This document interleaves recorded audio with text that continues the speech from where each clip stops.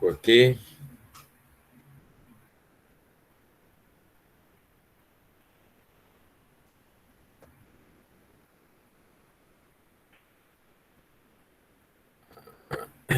Ya va.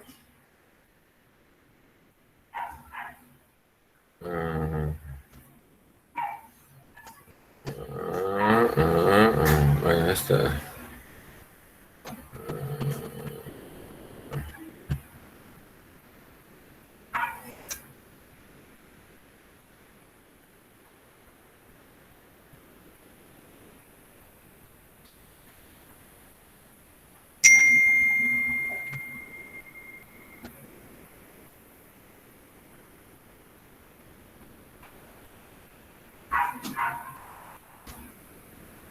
Bien. Entonces, vamos a estudiar un tema que se llama distribuciones de muestreo. Pero,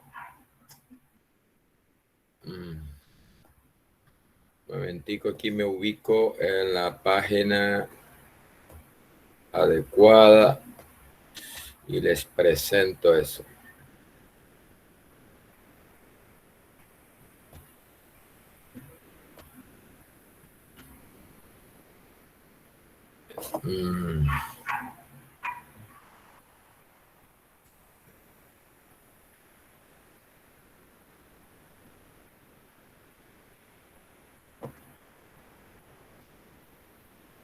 Pero bueno, antes quiero aquí de la presentación que teníamos ayer, que es del capítulo 4. Quiero ver algo de estas aproximaciones que es bueno verlas antes de pasar a ver las distribuciones de muestreo, lo que le llamamos aproximaciones. ¿Qué es eso de las aproximaciones? Es que, mire, por ejemplo, la distribución binomial que vimos en el capítulo 3, que es una distribución discreta, bajo ciertas condiciones, sus probabilidades y su función de distribución, la acumulada, se puede aproximar o se aproxima bastante bien a una normal y eso sirve para, bueno, cuando no se tenía tan popularizado la máquina, el computador y eso, era una herramienta útil para aproximar probabilidades. Porque recuerden que, por ejemplo, para calcular probabilidades acumuladas binomiales, toca a calcular la función de probabilidad binomial, la función de probabilidad, y después sumar. Por ejemplo, no, que si tengo una binomial con n igual a 80 y p punto tanto, entonces la probabilidad de que la variable aleatoria sea mayor o igual que 20, por ejemplo. Eso implica sumar desde 20 hasta 80 cada una de las funciones, la función de probabilidad de una binomial desde 20 hasta 80. Esa suma, o sea, evaluar en cada valor desde 20 hasta 80 la función de densidad y después sumar eso. Y eso sin computador, eso es engorroso, eso es complicado. Entonces, esas aproximaciones, en principio, uno de los usos era eso, ¿no?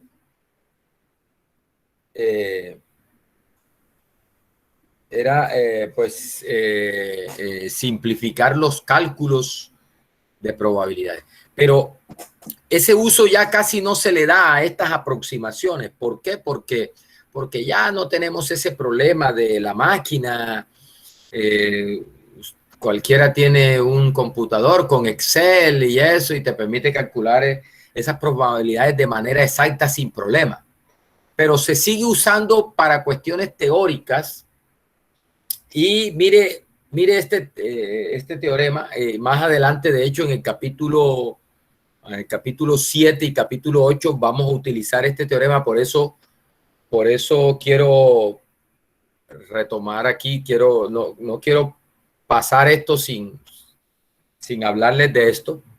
Mire lo que dice este teorema, que si tú tienes una variable aleatoria con distribución binomial, entonces, mire lo que dice. Dice, si X es una variable aleatoria con distribución binomial de parámetros N y P, ojo, recuerde, si es binomial es una discreta. Recuerde que la binomial lo que cuenta es una variable aleatoria que nos cuenta el número de éxitos en N ensayos tipo Bernoulli independientes con probabilidad de éxito constante. Es una variable discreta, toma valores discretos, 0, 1, 2, 3, 4, 5, ¿sí? Entonces, mire lo que dice. Esta variable aleatoria, ojo, nótese que aquí lo que tenemos es la binomial estandarizada, es decir, a X que es binomial, le estamos restando la media porque recuerde que si X es binomial de parámetros NP, entonces en el capítulo 3 vimos que el valor esperado de X o promedio de X se calcula como N por P y la varianza de X se calcula como N por P por 1 menos P. Entonces mire que acá lo que estoy haciendo con X aquí, y la transformación que estoy haciendo es tomando a X, restándole su promedio y dividiendo por la raíz cuadrada de la varianza, es decir, dividiendo por la desviación estándar de X. O sea, esta raíz cuadrada, mire, es la raíz cuadrada de la varianza, ¿no? Esa es la raíz cuadrada de la varianza de X, ¿sí? Y esto es lo que conocemos como la desviación estándar de X, o lo que estamos llamando sigma, ¿sí? El sigma de X. Entonces, note que lo que estoy haciendo acá, recuerden que este valor esperado también se simboliza como mu. Entonces, lo que estoy haciendo, muchachos, es la operación que estoy haciendo es tomando a X, restándole su media y dividiendo por su desviación estándar. Eso es lo que en la clase de ayer le llamábamos estandarización para una variable normal. Tomar una variable normal, restarle la media de ella y dividir por desviación estándar de ella, eso se conoce como estandarización. Bueno, aquí lo que estamos haciendo es estandarizando, pero no a una normal, sino a X, que en este caso dice que es binomial. Bueno, ¿qué es lo que pasa con esta nueva variable aleatoria que se forma acá? De esa forma. No es exactamente normal, porque X no es ni siquiera continua, ¿no? Mire lo que dice. Esta variable aleatoria es aproximadamente normal. Es aproximadamente una variable aleatoria normal estándar. Es aproximadamente una variable aleatoria normal estándar. Y dice, la aproximación es buena si se cumple que n por p es mayor que 5 y también n por 1 menos p es mayor que 5. Es decir, para que se dé una buena aproximación, entonces se necesita que se cumplan esas dos condiciones, que al multiplicar n por p, recuerde, n es el número de ensayos tipo Bernoulli y p es la probabilidad de éxito en cada ensayo. ¿Sí? N por p debe dar mayor que 5 y n por 1 menos p también debe dar mayor que 5. O sea, n por la probabilidad de éxito debe ser mayor que 5 y n por la probabilidad de fracaso debe ser mayor que 5. Si eso se cumple, la aproximación es buena. ¿Qué significa que la aproximación es buena? Es decir, que las probabilidades, por ejemplo, calculadas para una binomial, y si yo, es decir, que si yo para calcular probabilidades de una binomial utilizo una normal, las probabilidades que calculo a partir de la normal son bastante buenas en comparación con la probabilidad exacta calculada a partir de la binomial. Eso, en realidad, uno en estadística teórica, uno le llama a esto que hay una convergencia en distribución. Formalmente se dice en estadística que esta variable aleatoria converge en distribución a una normal estándar.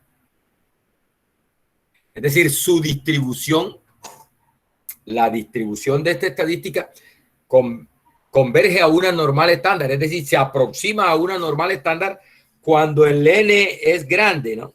Cuando el n es grande. Por eso la exigencia, ese n grande se traduce en esta exigencia. ¿Sí? Entonces, mire, vamos a ver cómo utilizamos esa aproximación. Bueno, más adelante vamos a ver que esa transformación ahí la vamos a utilizar como para obtener intervalos de confianza acerca del parámetro de una distribución binomial, usando la distribución normal para hallar ahí el nivel de confianza, y esa cosa se halla a partir de la distribución normal. Ese es el uso que le vamos a dar más adelante. Entonces, no lo olvide, ¿no? No lo olvide. ¿Cómo haríamos? Mire lo que... ¿Cómo calcularíamos probabilidades que son binomiales? ¿Cómo las calcularíamos de manera aproximada con una normal? Mire, dice acá, la fabricación de chips semiconductores produce 2% de defectuosos. 2% de defectuosos.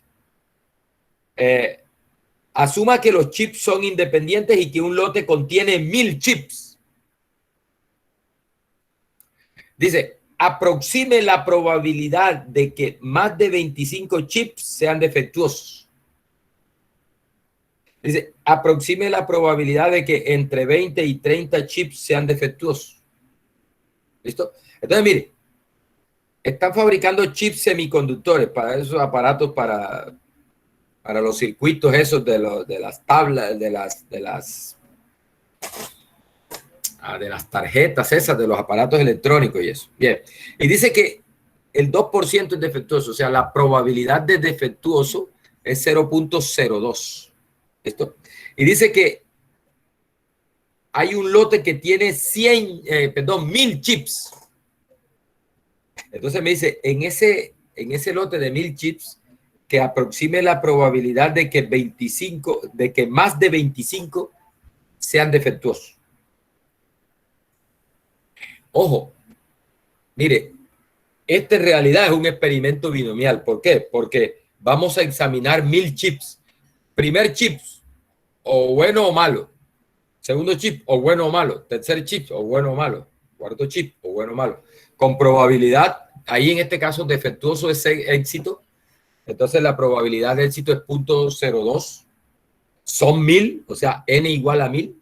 Y además dice que asuma que los chips son independientes. O sea, ellos fallan de manera independiente. O sea, la fabricación de ellos es un proceso que genera, que hace por... recuerden que el concepto de independencia es que lo que pueda pasar con un chip no afecta la probabilidad de lo que pase con el otro. ¿Sí? Son de manera independiente. Entonces, mire, para aproximar esta probabilidad, yo tengo que calcular mire, la probabilidad de que X sea mayor que 25. Ojo, esta probabilidad para X, de que X sea mayor que 25, pero X aquí es una binomial, ¿no? Es una binomial. Porque X está contando el número de chips defectuosos en un lote de 1000. O sea, hay 1000 ensayos de Bernoulli y estoy interesado en 1000 ensayos de Bernoulli independientes con probabilidad de éxito constante, y estoy interesado en el número de defectuosos, o sea, el número de éxitos encontrados. y me está preguntando cuál es la probabilidad de que ese número de defectuosos o éxitos sea mayor que 25. Mire, para calcular esto usando la distribución binomial, yo necesito calcular, mire, n combinado x. Yo necesito calcular esto. La suma para i igual a mayor que 25 es a partir de 26. Para i igual a 26 hasta 1000 de el n es 1000, de 1000 combinado i a... no ocupo ahí.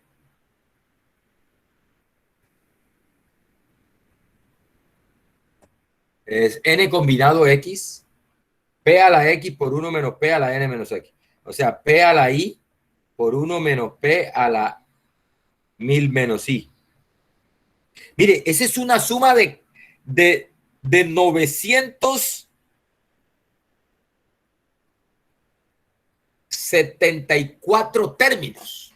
Es decir, yo esta función de probabilidad binomial, la función de probabilidad binomial, tendría que evaluarla en 26, en 27, en 28, en 29, en 30, hasta llegar a 1000 y después hacer esa suma. Imagínese eso sin computador. Bueno, otra alternativa para calcular esta probabilidad y no hacer tanta, no sumar tanto y no tener, es hacerla por el complemento, ¿no? Recuerde que esta probabilidad de que x sea mayor que 25 es igual a 1 menos la probabilidad de menor o igual que 25. Pero igual nótese que ahí tendría que, para ser menor o igual que 25, esa probabilidad tendría que evaluar la distribución en 0, en 1, en 2, en 3, en 4, en 5, hasta llegar a 25 y después sumar esas probabilidades. ¿Sí? Eso es engorroso. Si no, sobre todo si no tienes computador para hacerlo, ¿no? O sea, en la época de nuestros... Estamos hablando no tan lejos, estamos hablando de unos 30 años atrás. Eso había que hacerlo así, o sea, no estaba tan popularizado el computador y no todo el mundo tenía un computador en su casa. Entonces, mire que era complicado. Entonces, era mejor utilizar estas aproximaciones para calcular esas probabilidades. Ya verá, porque no había que hacer tanto esfuerzo desde el punto de vista de cálculo. Entonces, mire lo que dice el teorema anterior es que si X es el número de chips defectuosos en el lote de 1000, es decir, el número de éxitos en 1000 ensayos, entonces X es binomial de parámetro n igual 1000 y p.02. ¿Sí? Entonces, lo que dice el teorema anterior es que esta variable aleatoria, mire, estandarizada, formada a partir de X menos el valor esperado de X, que es 20, sobre la desviación estándar de X, que es raíz de 19.6, esa variable aleatoria es, aquí hay que ponerle como un puntico porque ella no es exactamente normal. Nosotros usamos ese símbolo así, es como aproximadamente normal, se distribuye aproximadamente normal con media 1, 0, 1, con media 0 y varianza 1. Deme un segundito.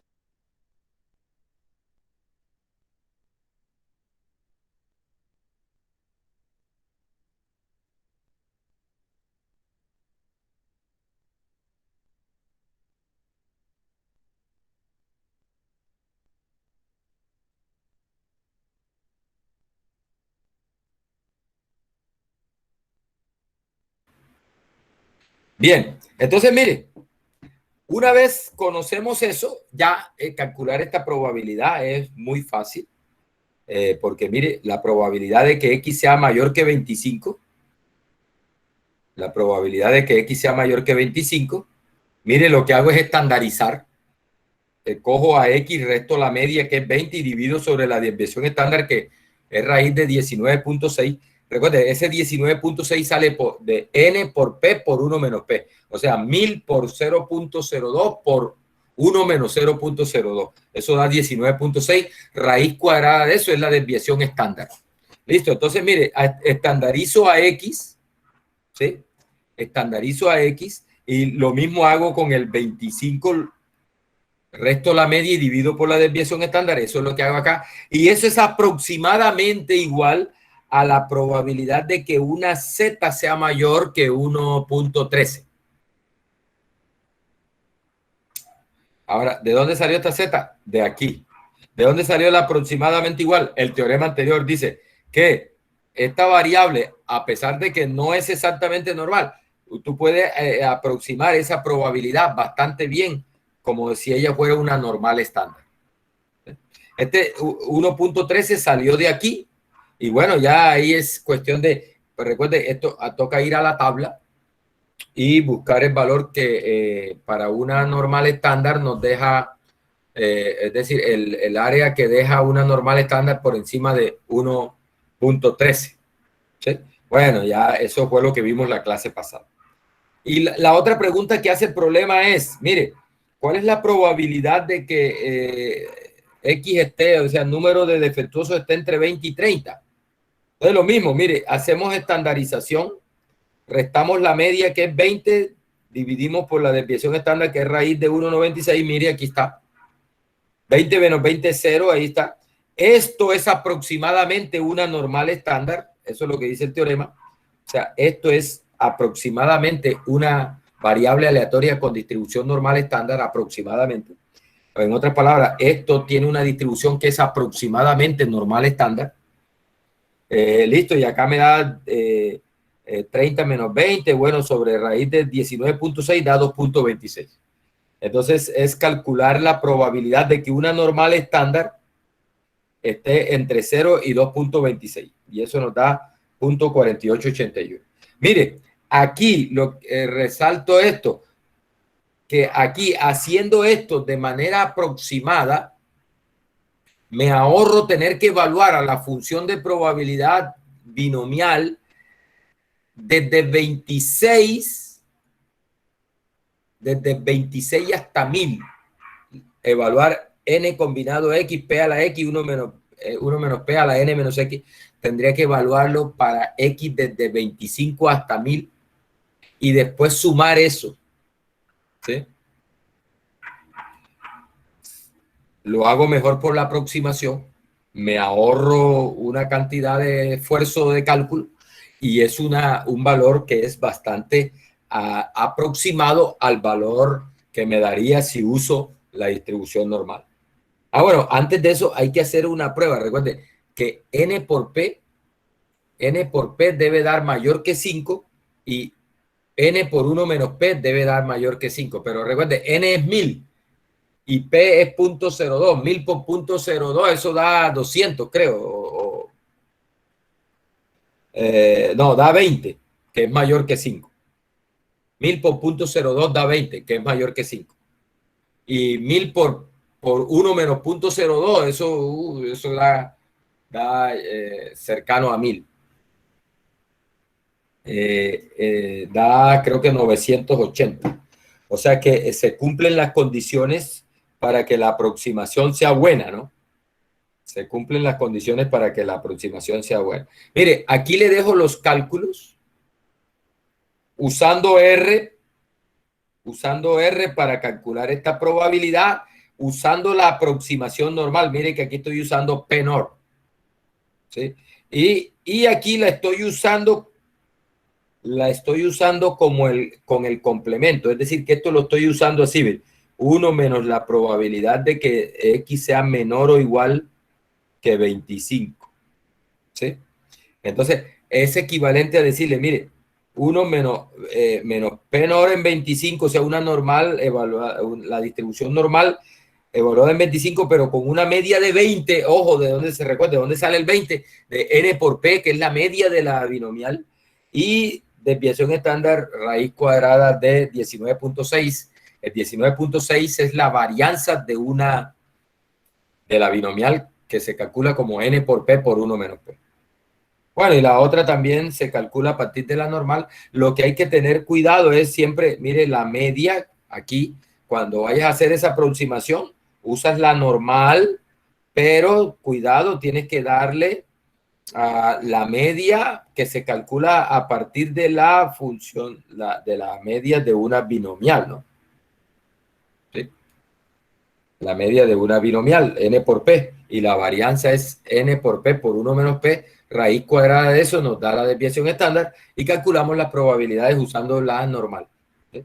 Previa verificación de que n por p sea mayor que 5 y n por 1 menos p sea mayor que 5.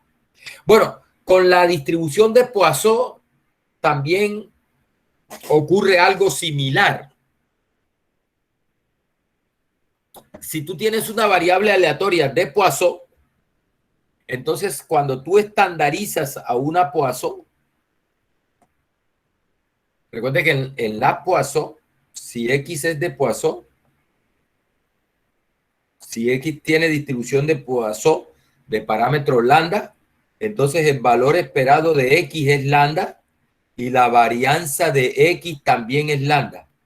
Por eso es que acá está, mire, X, que es la variable de Poisson, menos lambda, que es su media, sobre raíz de lambda, que es su desviación estándar. Mire que ahí estoy estandarizando a X, pero X no es una normal, es una Poisson. Bueno, lo que dice este teorema también es que esto converge en distribución a una normal estándar también. Es decir, que probabilidades que deberían, probabilidades que se calculan con una Poisson, podemos aproximarlas con una buena, con una buena aproximación usando la normal.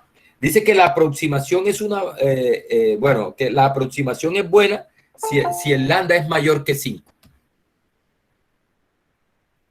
O sea, cuando ese lambda sea mayor que 5, obtengo una buena aproximación.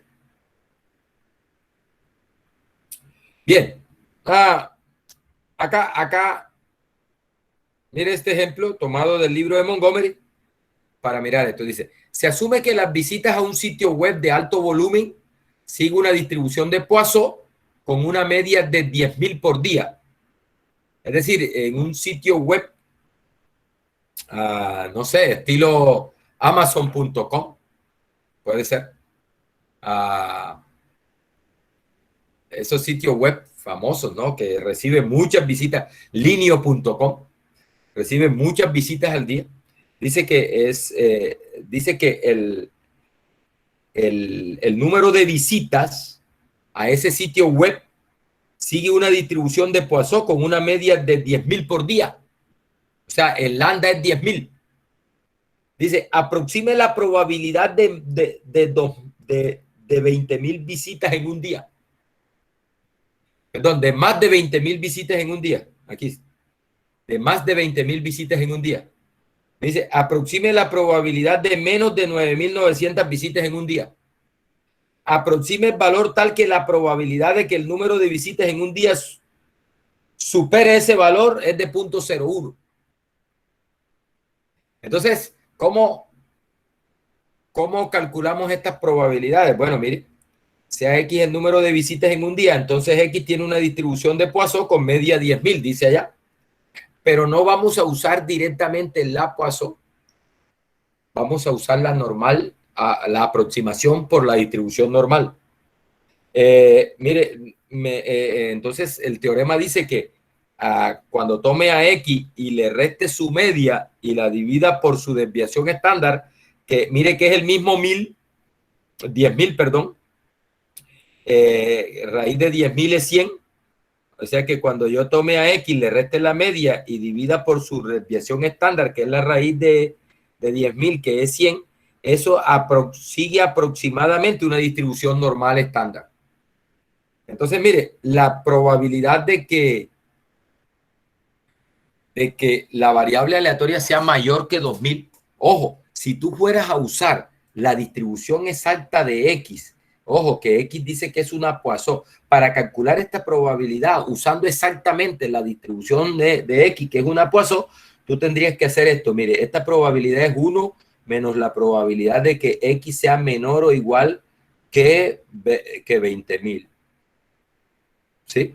Mire, esa probabilidad X menor o igual que 20.000, hay que evaluarla función de probabilidad de la Poisson desde 0 hasta 20.000. Es decir, hay que evaluarla 20.000 veces y después sumar eso, y después 1 menos la suma te da la probabilidad exacta usando la Poisson.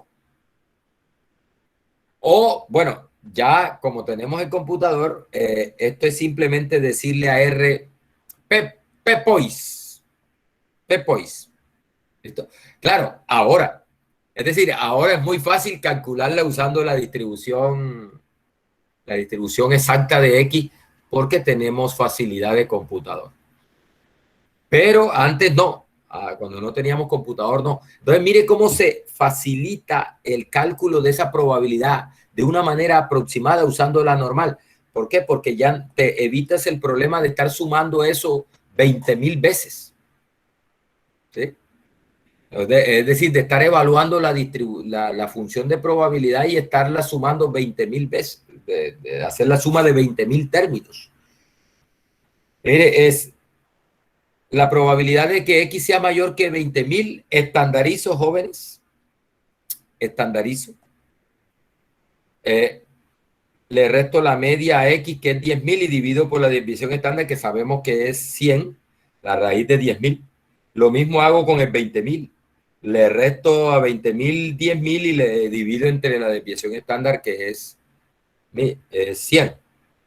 ¿Listo? Mire, esto aquí me da 10.000 sobre 100, da 100. Entonces me están pidiendo la probabilidad de que una normal estándar sea mayor que 100.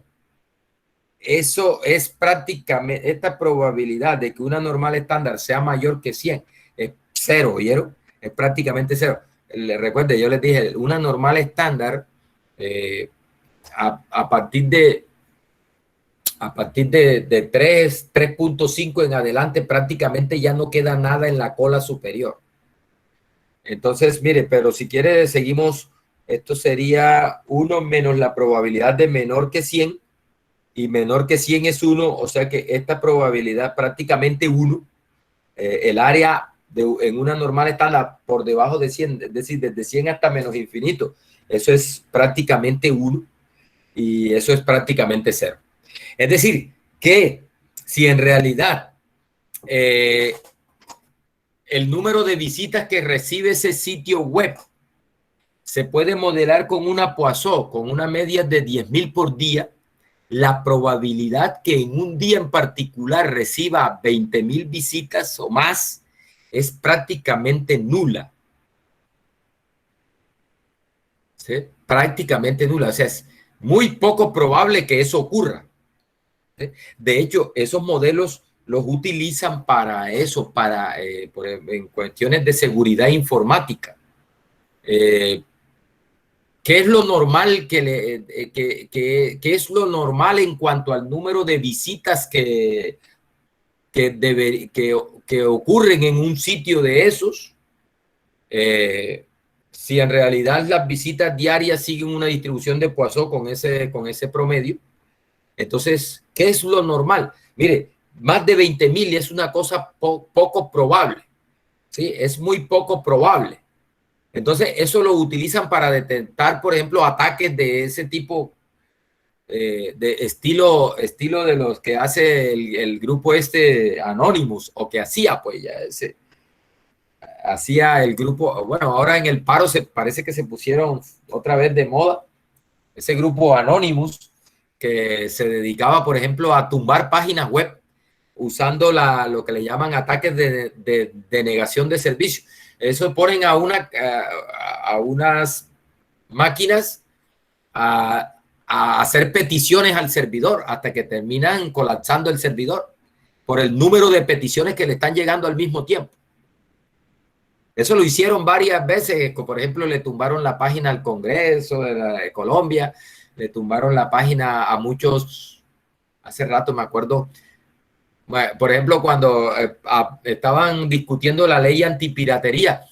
Yo me acuerdo que uno estaba en el paraíso porque uno podía descargar libros de internet sin problema, y había muchas páginas, aún las hay, pero es más difícil conseguirlas.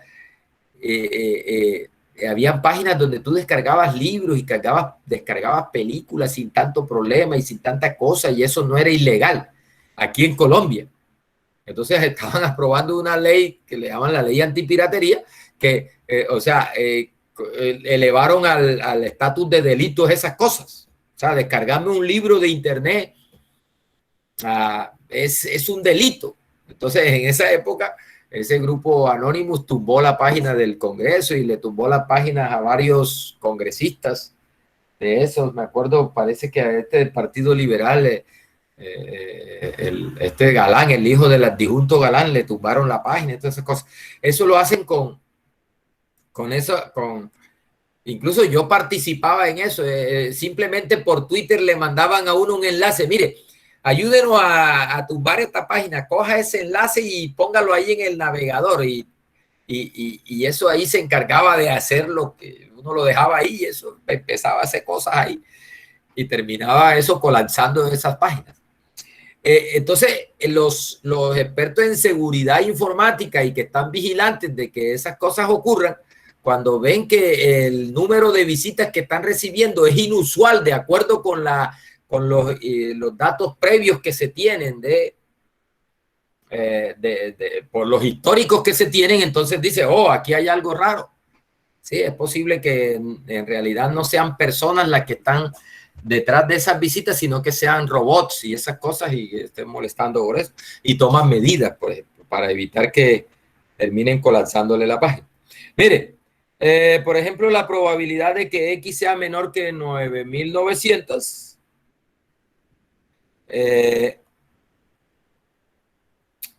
Bueno, lo mismo, estandarizamos, restamos la media, dividimos por la desviación estándar y bueno, esto es aproximadamente una normal estándar y acá nos da -1, esto nos da -1.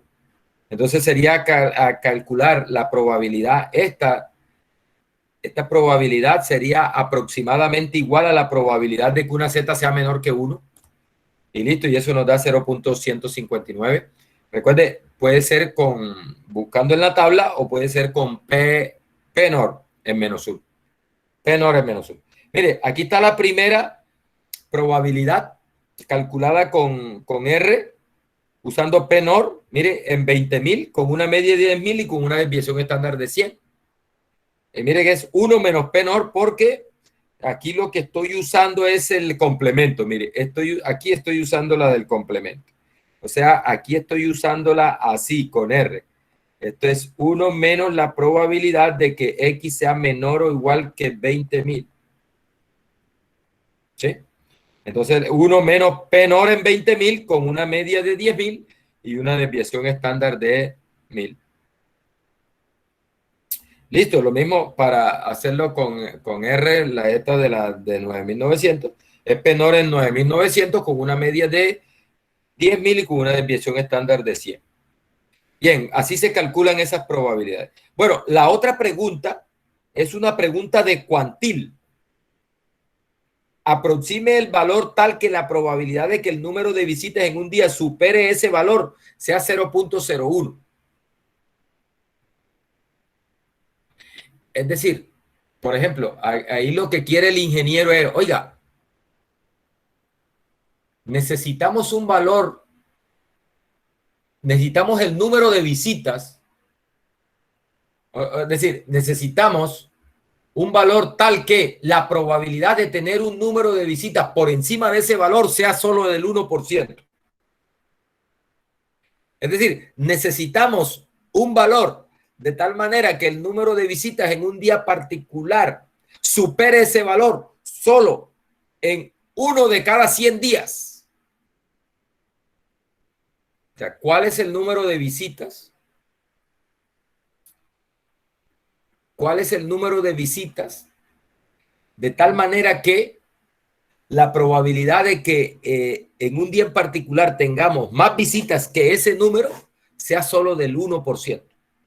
Vamos a ver. Ese es un problema de cuantiles. Mire, me están dando la probabilidad y me están pidiendo que calcule el valor que garantice esa probabilidad.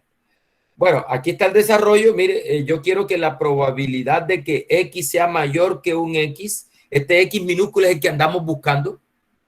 ¿Sí? Ese X minúsculo es el que andamos buscando.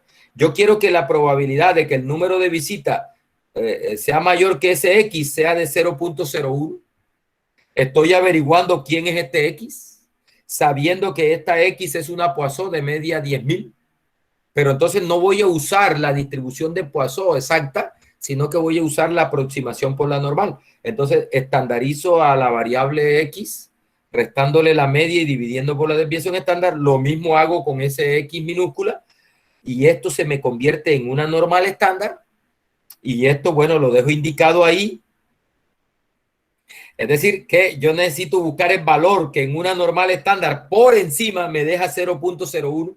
Ese valor, o lo que es lo mismo, por debajo, o sea, necesito buscar el valor tal que, bien sea por encima de en la cola superior de la campana de la normal estándar, me deje 0.01, lo que es equivalente a decir que por debajo de ese valor, hacia abajo en la campana, deje 0.99. ¿Quién es ese valor? Bueno, ese valor, por ejemplo, para 0.99 es 233. ¿Cómo lo sacamos? Q-NOR. Q-NOR. Entonces tú le dices Q-NOR, le dices 0.99 y R te arroja 2.33. Entonces de ahí despéjate ese 2.30, despéjate X. Sería 2.33 por 100 más 10.000. ¿Cierto? Al despejar X ahí. Eso da 10.233. Es decir, estamos seguros que esa cantidad de visitas es superada solo el 1% de las veces. O sea, es solo 0.1, es decir, es solo 1%. Es decir, uno de cada 100 días, se va a superar esta cantidad de visitas. Eso es. Si en realidad las visitas se están recibiendo de acuerdo con un modelo de Poisson, con esa media que nos están dando ahí. O sea, este es el valor tal que por encima de ese número de visitas, por encima de ese valor, solo ocurren una de 100 veces. ¿Sí? Esa es la idea. Esto es un problema entonces de cuantiles. ¿Cómo lo resolvemos con R? Mire, lo más fácil del mundo. Q-NOR, le entregamos el 0.99, que es la probabilidad que quiero hacia abajo. Ojo, porque quiero hacia arriba 0.01, es equivalente a tener hacia abajo en la campana. Ojo, no se le olvide. La idea es esta, mire, tengo la campana centrada en 10.000. Bueno, no centrada en 10.000. Bueno, sí, porque aquí no está estandarizado. Centrada en 10.000, ¿cierto? Ojo, la distribución es en realidad una discreta, que es una Poisson, pero yo la estoy aproximando por una normal, con media 10.000 y desviación estándar raíz de 10.000. ¿Sí? Entonces tendríamos una aproximación, es esta, una normal con media 10.000 y desviación estándar raíz de 10.000. Y entonces aquí hay un valor X sub 0 que me están pidiendo que por encima de ese valor tenga yo una probabilidad de 0.01. ¿Listo? Es equivalente a encontrar ese valor tal que por debajo yo tenga 0.99. Eso es lo que le estoy diciendo aquí a RBA. Ese es ese 0.99. Entonces yo le estoy diciendo, mira, dame el valor en una normal con media 10.000 y desviación estándar 100, nos deja una probabilidad por debajo de 0.99. ¿Sí? Y entonces él enseguida, pum, te va a arrojar ese 1.000, incluso te lo arroja más exacto porque R tiene, ahí está redondeado de todas maneras y eso, R lo arroja más exacto. ¿Sí? Entonces, pero eso siempre hay que redondearlo a un entero porque es el número de visitas, entonces siempre debemos redondearlo a un entero, uno redondea al entero siguiente, por ejemplo. Bien. Bueno, eso era lo que tenía que decirles acerca de esas aproximaciones. Muchachos, en realidad, más adelante, bueno, recuerde que estos modelos, no se le olvide jamás, esto no es para amargarle la vida ni nada de eso. Lo que hacemos con estos modelos es confrontar los datos de la realidad contra el modelo. Por ejemplo, el ingeniero de sistemas que está monitoreando, por ejemplo, la cuestión de los encargados de los servidores y de los data centers de esas empresas que están vigilando que no les ataquen y le saquen de línea sus páginas. Entonces, están confrontando el número de visitas que están observando contra el modelo que ellos ya tienen para ese número de visitas. Y si notan algo extraño, ¿a qué es algo extraño? Que el número de visitas esté superando lo que dice el modelo. O sea, si en realidad el modelo es lo que esperamos, lo normal para el número de visitas en un momento en particular es esto. Y entonces cuando están viendo que eso se está desbordando y que no está de acuerdo con el modelo que tenemos, entonces se toman decisiones. Esa es la idea. Para eso son estos modelos. Entonces más adelante vamos a ver que sobre todo en el caso binomial, en el caso de esta variable aleatoria binomial, o sea, en este caso, esta transformación, uno la usa bastante, ¿no? Para probar hipótesis y para estimar por intervalos la probabilidad de éxito en una Bernoulli. Entonces, uno en realidad no usa la distribución exacta de X, que es una binomial, sino que uno, para las aplicaciones prácticas, uno lo que hace es aprovechar esta propiedad que dice que para n es suficientemente grande, esa variable se puede aproximar a la estandarizarla y eso, las probabilidades se pueden aproximar bastante bien por una normal. Más adelante vamos a retomar eso cuando estemos en el capítulo 7. Bien. ¿Qué otra cosa íbamos a ver hoy? Vamos a ver esto aquí, distribuciones de muestreo. Esto ya hace parte del capítulo 6. ¿Qué es eso de distribuciones de muestreo? Bueno, es que cuando tomamos muestras aleatorias de poblaciones, como son muestras aleatorias,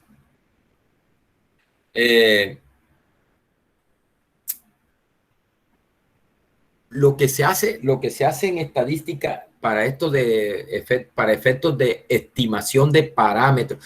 ¿Qué son los parámetros? Son, por ejemplo, en el caso de una binomial, ese pi es un parámetro. La probabilidad de éxito de cada ensayo tipo Bernoulli es un parámetro, ese pi. Lo que pasa es que en los ejemplos anteriores yo les he dicho cuánto vale pi, pero vamos a ver que en realidad lo que pasa es que nosotros no sabemos cuánto vale pi. Ese es el problema. Es decir, en todos estos cálculos que hemos hecho de probabilidades y eso, asumimos que conocemos el valor de pi y hacemos cálculo de probabilidades conociendo el valor de pi, pero en la vida real no conocemos a pi y eso es precisamente nuestro problema. Queremos conocer a pi, queremos estimar a ese pi, que es la probabilidad de éxito. Por ejemplo, mire que allá dice, no, que el número, por ejemplo, dice, no, en un proceso de fabricación de semiconductores, de chips, no sé qué, la proporción de defectuosos es del 2%. Eso en la práctica es lo que desconocemos. Y es lo que queremos estimar. Y ahí es donde se aplica la estadística. ¿Sí? O sea, aquí en estos problemas los estamos haciendo al revés. Estamos asumiendo que conocemos la proporción de defectuosos. Pero en la vida real ese es el valor precisamente que no se conoce y necesitamos estimarlo, por ejemplo, para saber qué cantidad de defectuosos me va a producir el proceso. Y, por ejemplo, para control de calidad del proceso. Y mirar si de pronto qué es lo normal de ese proceso y mirar si el proceso se ha salido de control en el sentido de que está fabricando más defectuosos de lo que se espera que fabrique y poder tomar medidas y cuadrar el proceso para que lo haga bien, ¿sí? Entonces, en realidad, ese pi, la probabilidad de éxito en cada ensayo de Bernoulli es lo que desconocemos en las aplicaciones en estadística. Y sobre ese pi es que necesitamos estimar a ese pi y necesitamos probar hipótesis con respecto a ese pi. Entonces yo, por ejemplo, el ingeniero de control de calidad necesita probar que la hipótesis de que ese pi efectivamente está manteniéndose en el 2% y no se ha desbordado, no es mayor en realidad que el 2%, sino que está en el límite normal del 2%, valor normal del 2%. ¿Sí? Entonces, el ingeniero de control de calidad necesita estar asegurándose de que efectivamente sea el 2% de defectuoso que está produciendo y no más. Y necesita hacer estimaciones de ese pi. ¿Sí? Entonces, ¿qué es lo que hacemos para estimar esos parámetros que son desconocidos? Por ejemplo, el promedio de una distribución normal, la varianza de una distribución normal, el pi de una distribución de Bernoulli o binomial, el lambda de una distribución de Poisson, o el lambda de una exponencial, o el máximo en una uniforme, o el mínimo en una uniforme. Para estimar esos parámetros, ¿qué es lo que hacemos? Bueno, vamos a la población, tomamos una muestra aleatoria de esa población, calculamos unos valores que se conocen como estadísticas, y aquí viene el término, que una estadística. ¿Qué es una estadística? ¿Qué es una estadística? Es una función, ojo, aquí no tengo la definición aquí, pero vamos a darle aquí, mire, una estadística es una función que depende de la muestra, de los valores en la muestra,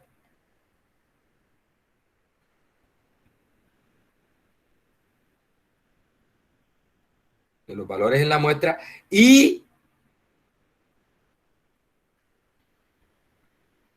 no depende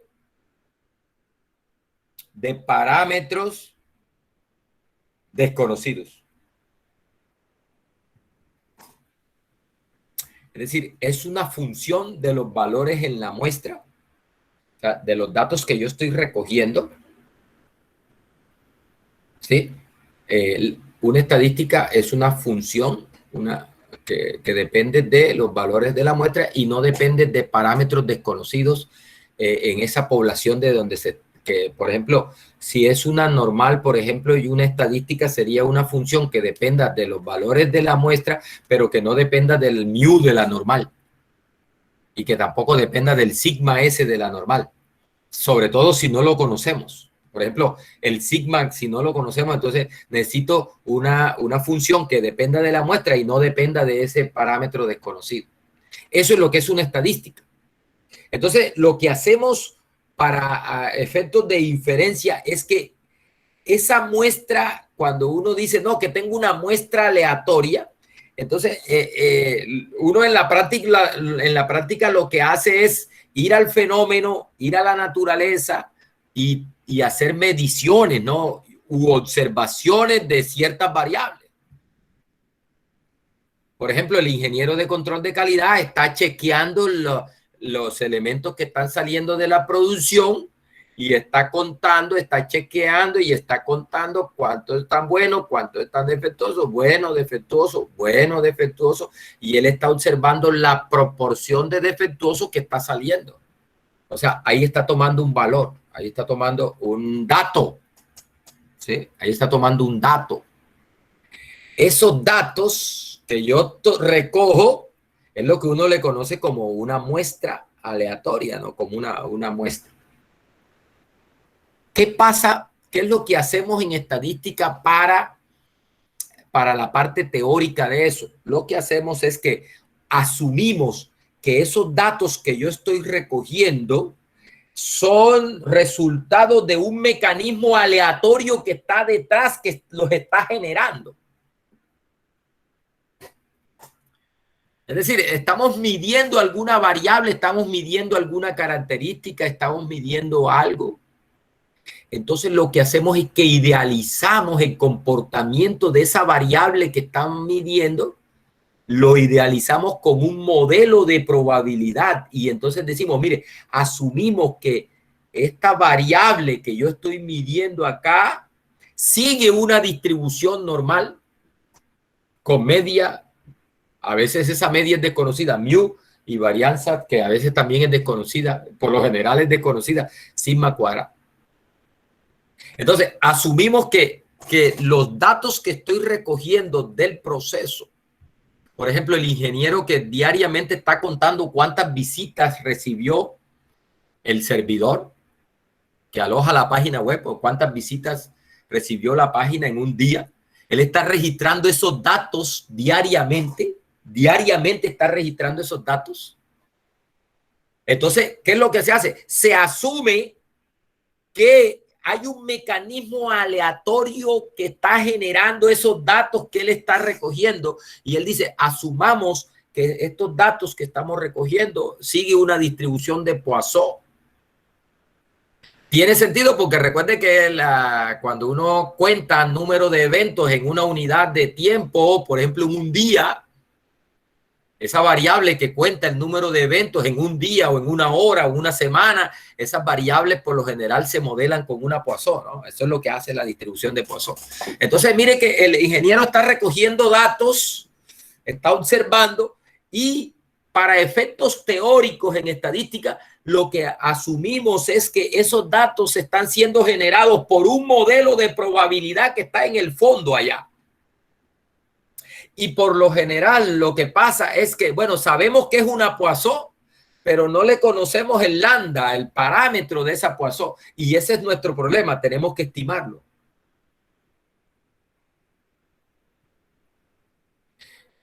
Entonces, ahí es donde viene esta parte de que viene ahora en adelante, que tiene que ver con estimación por intervalo, estimación puntual, estimación por intervalo y prueba de hipótesis. Entonces, ojo, asumimos que hay un modelo de probabilidad detrás de el mecanismo aleatorio que está generando los datos. O sea, esos datos se están generando de acuerdo con un modelo. ¿Cuál modelo? Los que hemos estudiado hasta ahora. ¿Sí? Los que hemos estudiado hasta ahora. Por ejemplo, puede ser una Bernoulli. Siempre que tengas cosas donde observas éxito, fracaso, éxito, fracaso, éxito, fracaso, bueno o malo, bueno o malo, bueno o malo, de acuerdo en desacuerdo, de acuerdo en, o enfermo sano, enfermo sano, enfermo sano. Siempre que observes variables de ese estilo, de acuerdo en desacuerdo, murió, vivió, vivió, murió, vivió, murió, vivió, murió. Esos experimentos que registran ese tipo de características, por lo general se modelan con una binomial o una Bernoulli, dependiendo si hay una repetición de experimentos o no. ¿Listo? Entonces, depende cómo estemos recogiendo los datos, entonces hay un modelo detrás, hay un modelo probabilístico detrás de esos datos. Entonces, lo que estamos haciendo es idealizando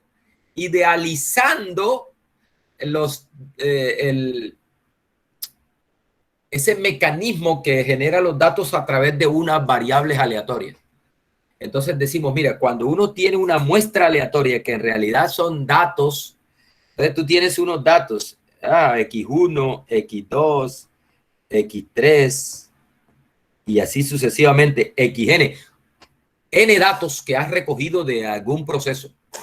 Entonces lo que asumimos para estos datos es que ellos son generados por un modelo aleatorio que está detrás de ellos, ¿no? O sea, que entonces lo que asumimos es que hay una variable aleatoria, ¿sí? Que tiene cierto modelo de probabilidad y ese X1 es el resultado de observar esa variable aleatoria. ¿sí? Lo mismo X2. Asumimos que hay una variable aleatoria con cierto modelo de probabilidad que es el que me está generando ese dato. ¿Sí? Lo mismo con X3. ¿Sí? Hay una variable aleatoria que fue la que me generó. Al observar esa variable aleatoria, me generó el dato X3. Y así sucesivamente con XN. Entonces tenemos una variable aleatoria, XN, que me generó ese dato. Bueno, ¿qué asumimos con estas variables aleatorias? Con estas, que estamos suponiendo que son las que están generando mis datos. Entonces, lo que asumimos de ella es que, primero, son independientes.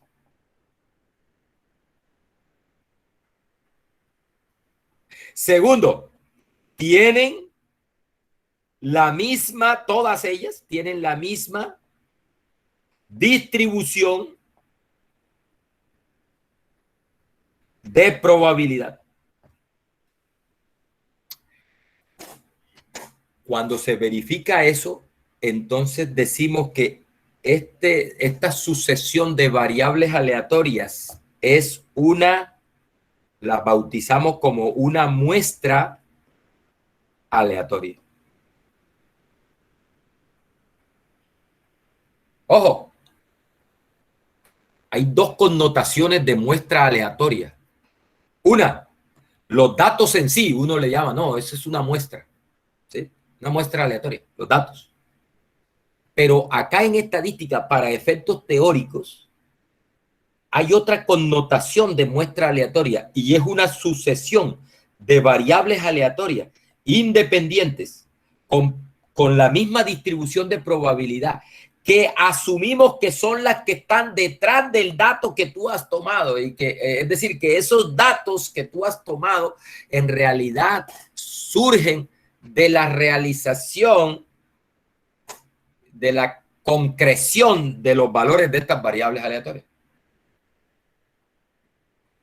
Y ellas, por ejemplo, tienen un modelo de probabilidad, de la distribución de probabilidad. Lo que estamos asumiendo es que ellas son independientes con la misma distribución de probabilidad y esa distribución de probabilidad es lo que le llamamos la distribución de probabilidad de la población.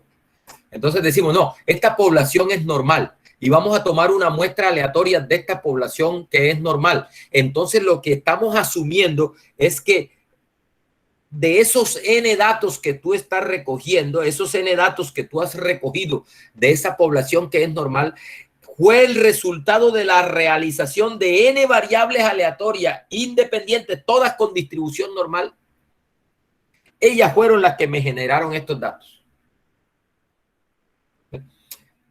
Eso es lo que asumimos detrás de los datos, es decir, es lo que asumimos que hay detrás de los datos que estamos recogiendo en un experimento. O sea, siempre que hacemos un experimento y recogemos datos, lo que estamos asumiendo es que hay un modelo de probabilidad que está generando esos datos, que esos datos siguen cierto modelo de probabilidad. Bien, entonces muchachos, la estadística, lo que le llamamos estadística, es una función de estas variables aleatorias, ¿sí? Que no tiene, depende de las variables aleatorias, pero que no tiene parámetros desconocidos, ¿sí? Es decir, que yo voy a poder calcular esa estadística porque no voy a tener problemas con valores desconocidos ahí en la fórmula esa. Listo, cuando tengo eso, entonces se dice que tengo una estadística. Listo, como la estadística es una función de variables aleatorias, entonces la estadística tiene una distribución de probabilidad también. A esa distribución de probabilidad de la estadística se le da el nombre de distribución de muestreo.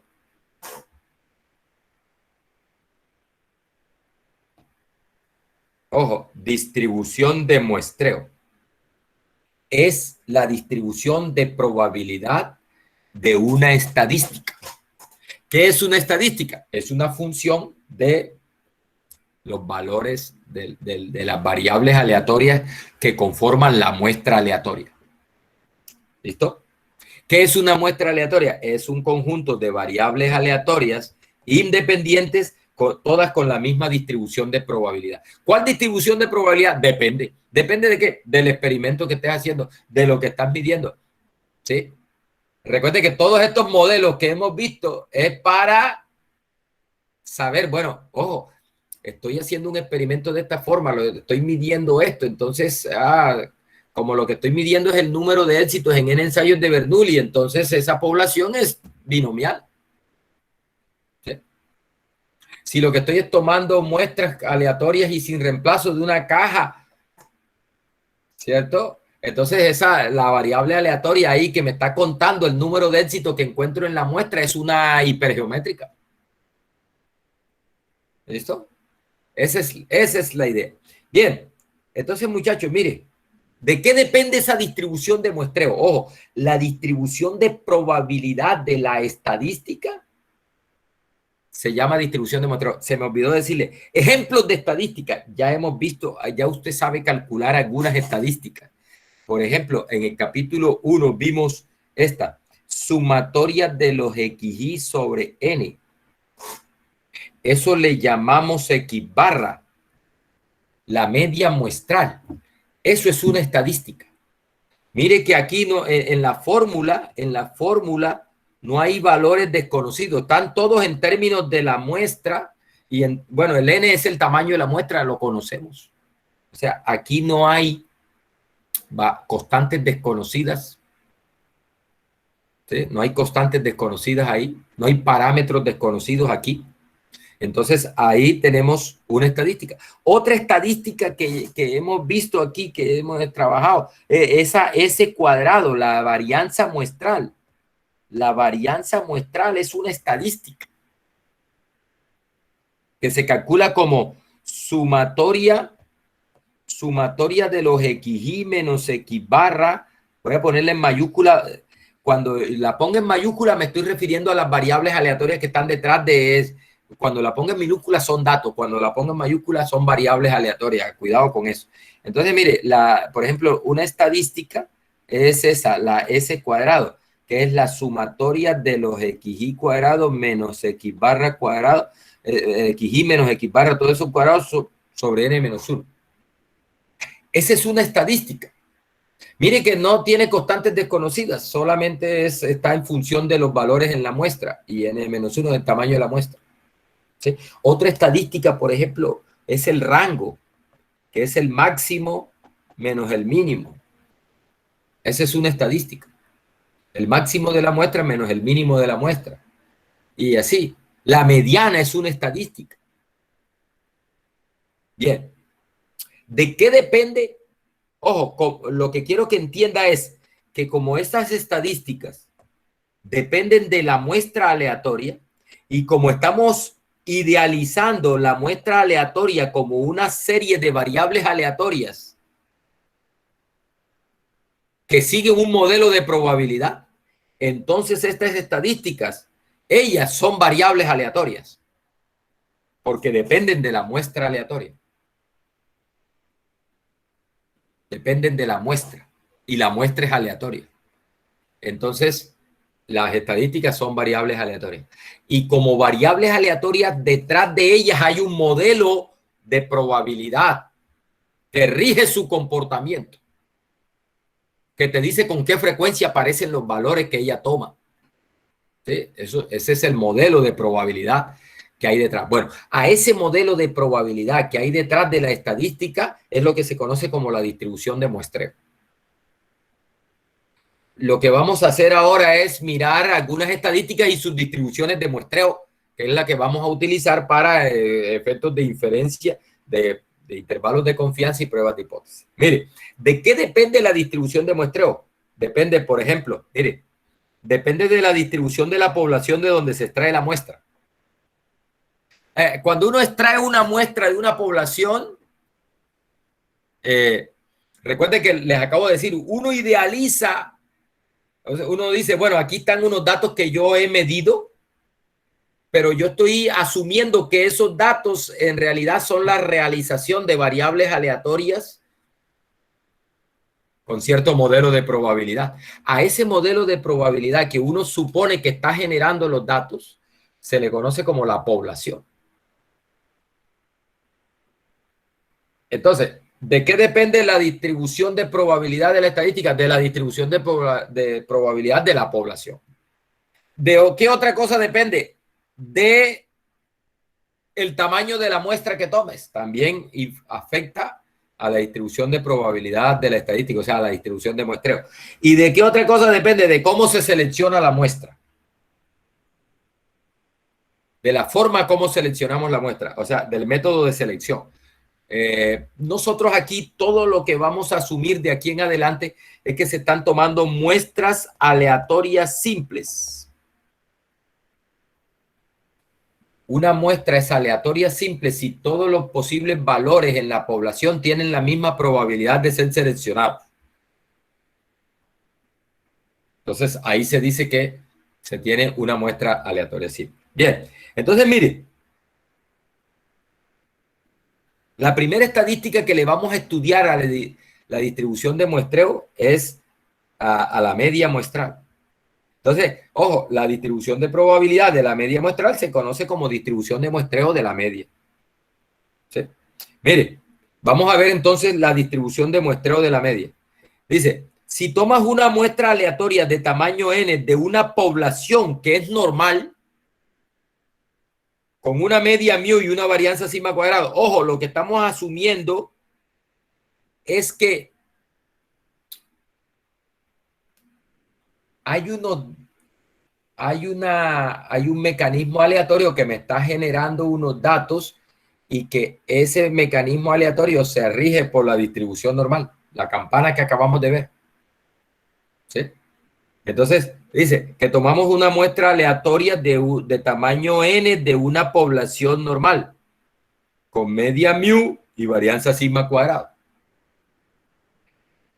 Ojo, cada observación de esta muestra es en realidad, detrás de cada observación, en realidad, aquí debería decir, detrás de cada observación de esta muestra hay una variable aleatoria con distribución normal de media mu y varianza sigma cuadrado independientemente de las otras. Recuerde, para tener una muestra aleatoria tengo que tener n variables aleatorias independientes con la misma distribución de probabilidad de la población de donde se está sacando la muestra. Eso es lo que estamos asumiendo, que cada observación que tomamos en realidad viene de una distribución normal con la misma media y la misma varianza de la población. ¿Sí? Es decir, cuando tomamos muestras aleatorias, lo que estamos asumiendo es que estamos clonando a esa población. ¿Sí? Estamos clonando a esa población n veces y cada uno de esos clones tú observas y te entrega un dato. Ah, este dato se generó de esta distribución normal con esta media. Ah, el siguiente dato se generó a partir de una distribución normal con esta media y con esta varianza. Y todos los datos que estamos recogiendo estamos asumiendo que vienen de un modelo, en este caso con distribución normal. Entonces, mire lo que dice el teorema.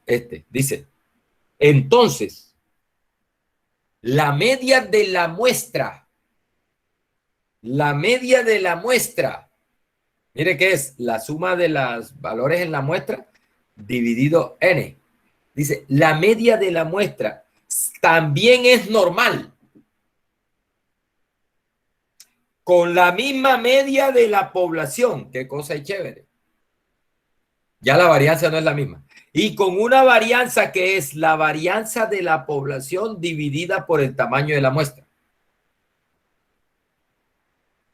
Ojo ese resultado. Ojo.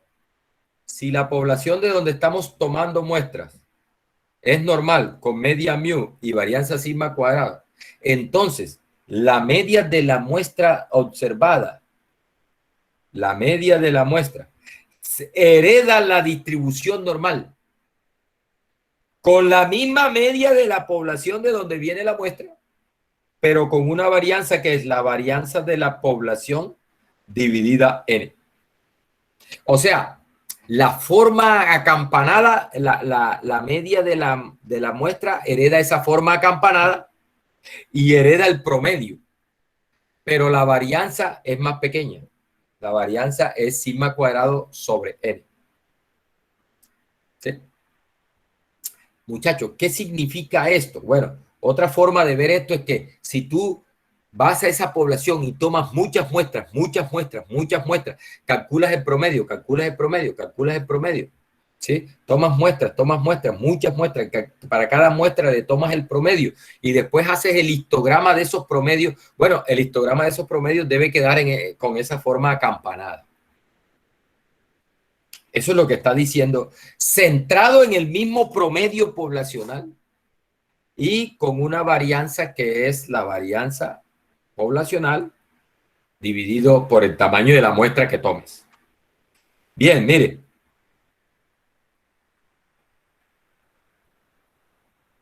Hay un resultado que vamos a estar utilizando bastante y de hecho se abusa bastante en estadística con esto. Abusa mucho de esto. Este resultado se conoce como el teorema del límite central. Teorema del límite central. ¿Qué dice el teorema del límite central? Dice que, mire, que es uno de los resultados más usados en la teoría estadística. Se conoce como el teorema del límite central.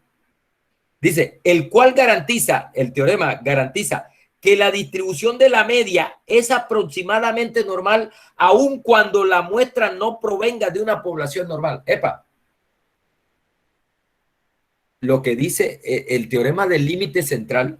Bueno, mire, este primer teorema lo que dice, si tomas muestras de una población con distribución normal, la media de la muestra es una variable aleatoria con distribución normal, sin problema, con media, la misma media de la población y varianza, la varianza de la población dividido en. Listo. El teorema del límite central dice, espérate un momentico. Es posible que la población de donde extraigas la muestra no sea normal. Es posible eso. Y la media de la muestra sigue siendo aproximadamente normal. Cuando el tamaño de la muestra que tomes es grande, tiende a infinito. Eso se llama teorema del límite central. Y se enuncia así, mire. Dice que, aunque aquí la tengo estandarizada, también la podemos enunciar así, mire. La distribución de X barra con una muestra de tamaño n, la distribución de X, mejor dicho, X barra n converge en distribución. O sea, su distribución converge a una normal de media mu y varianza sigma cuadrado sobre n cuando n tiende a infinito. Cuando n crece, o sea, cuando n es grande, entonces lo que está diciendo este teorema es no te preocupes tanto si la población de donde extraes la muestra no es normal. Siempre que tengas tamaños de muestra grande, tú puedes seguir usando este resultado, que la media de la muestra es aproximadamente normal. Ojo, ¿para qué sirve eso? Para calcular probabilidades con respecto a la media de la muestra. Aquí está el teorema del límite central, pero estandarizado. Mire, ahí está la media, pero estandarizada. Dice, mire, esta variable aleatoria, que es la media muestral estandarizada, mira, se le está restando la media, ojo, se le está restando la media y se está dividiendo por su desviación estándar. Ojo, la varianza es sigma cuadrado sobre n, entonces la desviación estándar es sigma sobre n.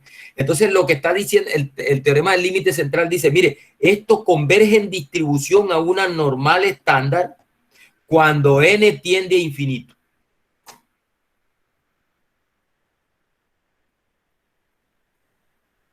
Es decir, el teorema del límite central te quita un peso de encima, porque el primer teorema dice, con respecto a la media, dice, si la población de donde sacan la muestra es normal, entonces la media de la muestra es normal. El teorema del límite central dice, no te preocupes tanto si la población de donde traen la muestra no es normal, no te preocupes siempre que puedas tener tamaños de muestra grandes. La media se aproxima a una normal cuando tengas tamaños de muestra grandes. A pesar de que la población de donde viene la muestra no sea normal. Y por eso es que yo les decía en la clase anterior que empezamos a ver la distribución normal.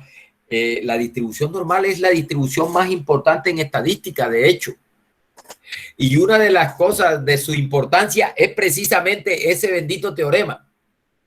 Dice, es que el teorema dice, hombre, no importa si la población de donde se extrae la muestra es eso no normal, no importa, no importa.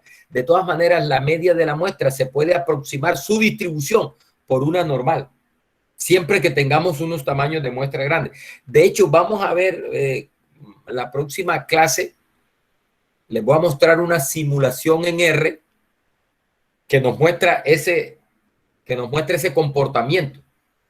O sea, vamos a tomar muestras de diferentes poblaciones y vamos a observar que a medida que tomamos tamaños de muestra más grandes, la bendita media, su distribución se va aproximando a la campana esa. Entonces, de hecho, vamos a darnos cuenta que ese n infinito en realidad no es tan infinito, dependiendo de la distribución de donde dependiendo, por ejemplo, de ciertas características de la distribución de donde se extrae la muestra. Es posible que ese n no necesite ser tan grande. Es decir, la convergencia se obtiene con unos n pequeños. Vamos a mirar. Mire, bueno, este archivo se lo voy a mostrar en la próxima clase para no perder el hilo acá. Es una simulación. Vamos a hacer un ejemplo de aplicación de esto que hemos visto de distribución de muestreo, de la media. Dice, el tiempo que un pasajero invierte esperando en un punto de revisión en un aeropuerto es una variable aleatoria con media 8.2 minutos y desviación estándar 6 minutos. Por ejemplo, cuando uno llega al aeropuerto y va a entrar a la sala de abordaje, ustedes saben que hay unas cuestiones de seguridad ahí que te revisan la maleta, te tienes que quitar el cinturón, sacarte todas las monedas, si tienes reloj, tienes que quitarte el reloj, tienes que quitarte todas las cosas metálicas, está la llave, todo lo echas en una canastica ahí, y esa canasta pasa por un escáner ahí, y tú pasas por otra parte y te chequean que eso es lo que hablan ahí, de un punto de revisión. Entonces dice que en promedio, por ejemplo, y esos puntos de revisión, cuando los vuelos son internacionales, son más estrictos y más demorados, ¿no? Entonces, mire que hay registro, que de pronto alguna aerolínea o la administración del aeropuerto y esas cosas se interesan por cuánto le toma a un pasajero pues, pasar ese punto de revisión. Entonces dice, mire, es una variable aleatoria. Mire que no están diciendo con qué distribución. Es una variable aleatoria el tiempo que dura esperando el pasajero en un punto de revisión es una variable aleatoria con una media de 8,2 minutos y una desviación estándar de 6 minutos. Ni siquiera te dicen que es normal. De hecho, recuerde que los tiempos de espera por lo general se modelan es con una exponencial. Recuerde que la exponencial sirve para modelar el tiempo entre ocurrencias de dos eventos de tipo Poisson. Lo vimos en la clase antepasada. Entonces, por lo general, lo que es tiempo, el tiempo es una variable positiva, ¿no? Por lo general, la distribución normal no es adecuada para modelar tiempos. Porque la distribución normal puede tomarte valores negativos y tú no puedes salir con tiempos negativos, ¿no? ¿Qué tal que calcules un percentil, un cuantil de eso y te dé negativo? No, menos 5 segundos. Ah, ¿qué cosa es esa? ¡Qué barbaridad! Entonces, por eso es que por lo general se usa el modelo exponencial o el modelo, por ejemplo, el modelo de Weibull para cuestiones de modelar tiempos. Pero mire que aquí no me están diciendo nada con respecto a la distribución de probabilidad de esa variable aleatoria tiempo de espera. Me dicen que que tiene media 8.2 y desviación estándar 6 minutos.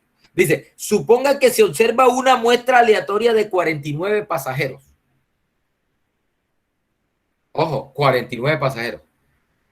Es decir, tenemos 49 registros, datos de esos tiempos. aunque aquí no me lo están dando. Recuerde, lo que asumimos es que cada tiempo en realidad es una variable aleatoria. Con esta media, cada tiempo que se está registrando de cada pasajero, en realidad es el resultado de observar una variable aleatoria con media 8.2 minutos y desviación estándar 6 minutos. ¿Sí? Y esas 49 observaciones, en realidad yo las idealizo con 49 variables aleatorias, con la misma distribución de probabilidad, es decir, con la 49, con la misma media y con la misma varianza, con la misma desviación estándar. ¿Cierto? Entonces me preguntan, mire, encuentre la probabilidad de que el tiempo de espera promedio en la fila de esos 49 clientes sea menor que 10 minutos. Entre 7 y 10 minutos. Menor que 6 minutos. Listo. Mire que me están preguntando por el tiempo de espera promedio en la fila de 49 clientes. No me están preguntando por el tiempo de un cliente. Me están preguntando por el tiempo promedio de espera en la fila de estos clientes, es decir, de los 49 clientes.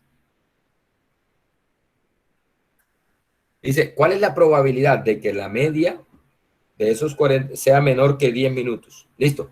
¿Cómo no les metemos a ese problema? Mire,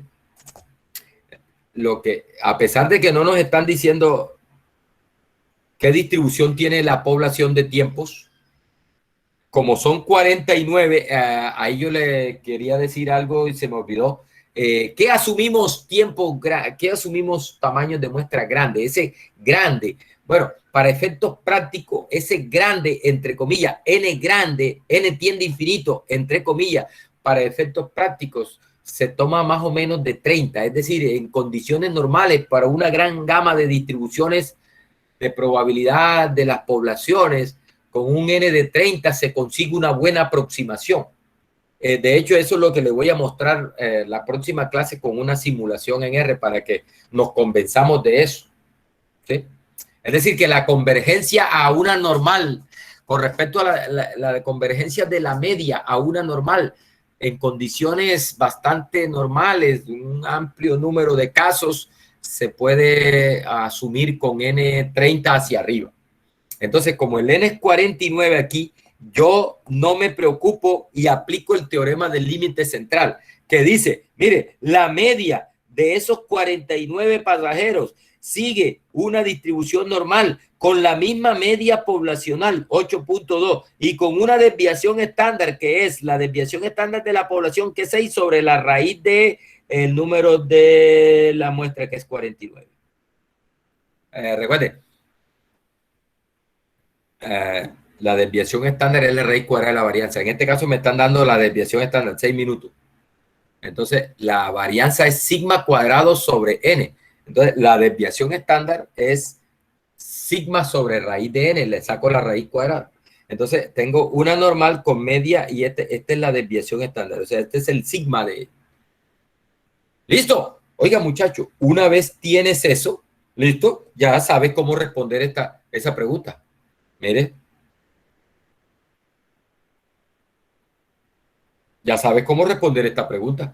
Porque si esto es normal, entonces ya sé cómo calcular esa probabilidad. Voy a bueno, si no tengo el computador, voy a estandarizo y voy a la tabla de la distribución normal estándar.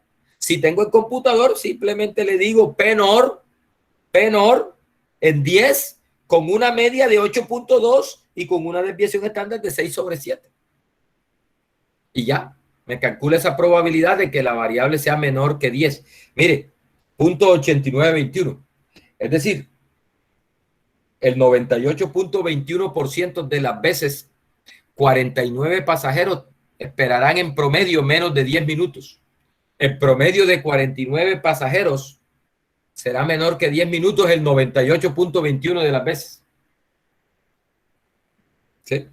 Entre 7 y 10, ya lo mismo. Una vez, mire, haz ¿Sabes cuál es la distribución de esta variable? Que es la media. Sabes que tiene media 8, 8.2 y desviación estándar 6/7, que es 0.88571. Entonces ya tú sabes cómo calcular esta probabilidad. Eso es lo que acabamos de ver la clase pasada. ¿Sí? P NOR aquí menos P NOR acá. Si no tienes el computador, estandarízala. Y ves a la tabla y busca, esta es una normal estándar, calcula este valor y calcula esa probabilidad, área aquí menos área aquí. ¿Listo? Ahí está. ¿Sí? Sería equivalente. Aquí una aproximación porque RAE que en realidad la media tiende a normal.